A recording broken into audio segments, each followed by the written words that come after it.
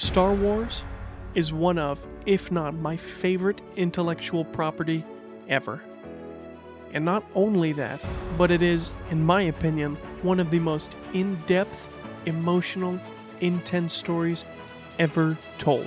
And I would like to share one of my earliest memories of Star Wars with you all.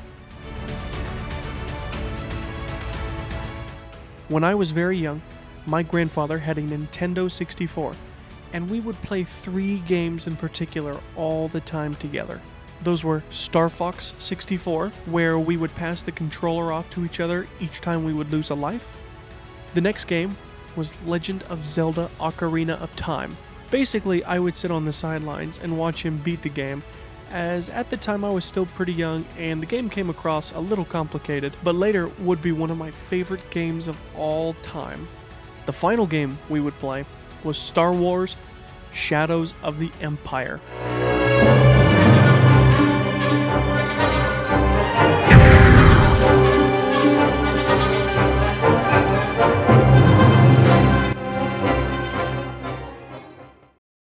Same as Star Fox 64, we would pass the controller back and forth when we would lose a life, but it was so much fun to play that game together. And I can remember every time we would play, we would try to one-up each other at the start of the game on Hoth to see who could actually shoot down an AT-AT with the Snowspeeder's blasters instead of using the tow cables.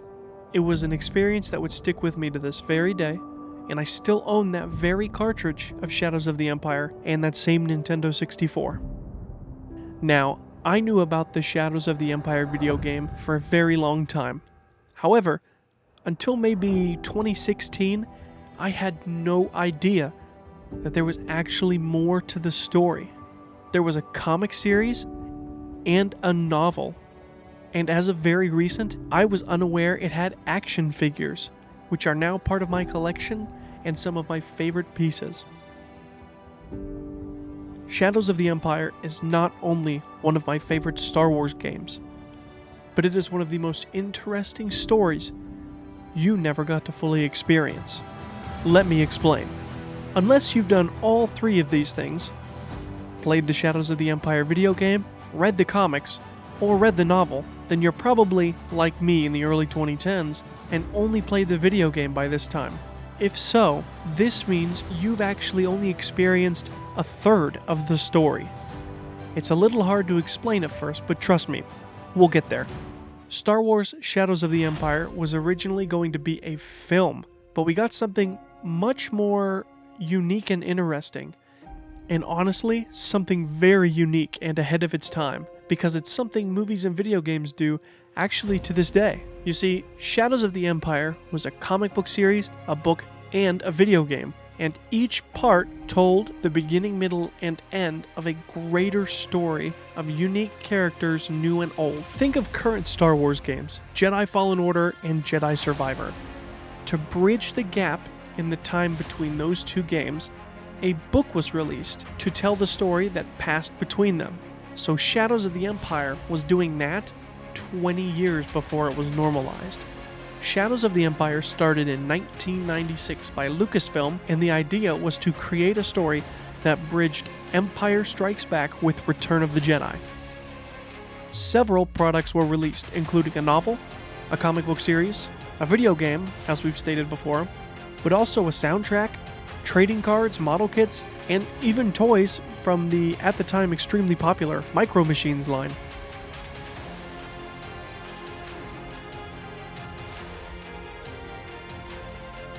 The story is told from multiple perspectives, one of those being the brand new character Dash Rendar, who is shown to be an ally to the Rebel Alliance. He aids in the attempt to unfreeze Han Solo from Carbonite, while the second part of the story follows another new character, Prince Shizor. His plot is from the Empire's point of view. While Darth Vader is in search for Luke Skywalker, Prince Shizor attempts to kill Skywalker in his attempt to replace Darth Vader as the Emperor's right-hand man. So as you can see, there's definitely some new plot points here, and overall that's the gist of the new main characters for the story. But let's get into the actual story, shall we? Today, in part 1 of this series, I will go over the main plot point for the novel, and some other important talking points after we have traversed through the story of the novel. I will then be taking you on a journey through the comic books and then the video game.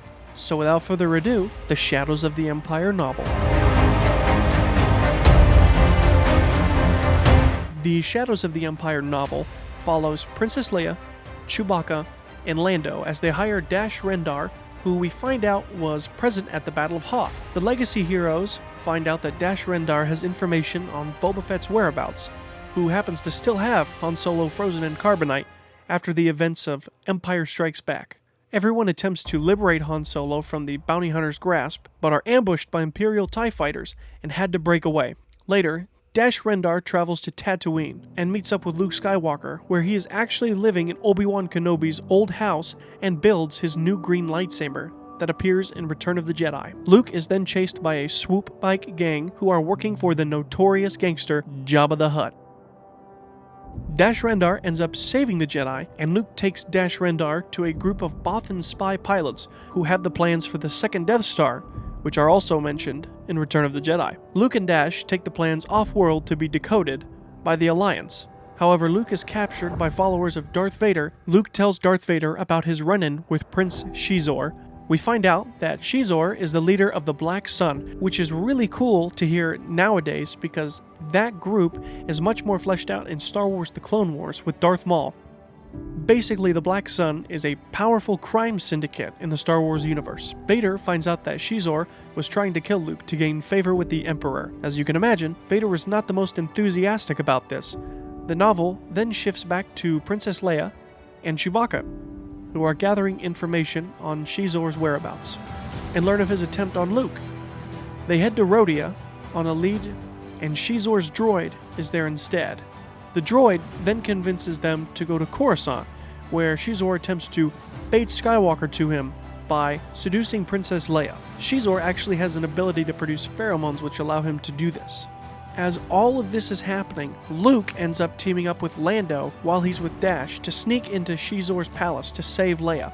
Now if that isn't enough, they begin to engage in combat on the ground and air, and as Xizor's syndicate is attacking the team of rebels, Darth Vader shows up unleashing a vengeful attack on Xizor's base, blowing up multiple spacecraft and base locations. As Darth Vader is letting his rage flow, the Outrider, which is Dash Rendar's ship, which is super cool by the way, Micro Galaxy Squadrons and Star Wars The Vintage Collection. Let's see if we can get one of those, please and thank you. The Outrider is caught in the attack, and Dash is assumed to have been killed in the skirmish. The rebel group escapes as Luke saved Leia, and the novel ends as Luke settles back on Tatooine and records a message on R2-D2 for Jabba the Hutt. So that's the gist of the novel, and I highly recommend you pick this book up, as I do want you to read more of the book and get the details. It is a fantastic read. I highly recommend it. This book is all over the place. It's not too hard to find, but that's the gist of the novel. Now, I would like to go over a little bit more of the history of the project of Shadows of the Empire. The story of Shadows of the Empire was commissioned and wrote by author Steve Perry.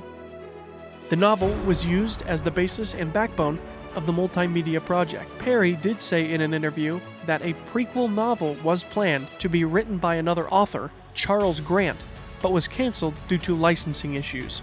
Perry also came up with the character of Dash Rendar to be a way for Han Solo-like banter and dialogue to move through. I personally will always remember my first experience with the character in the video game, and I loved how this character is portrayed.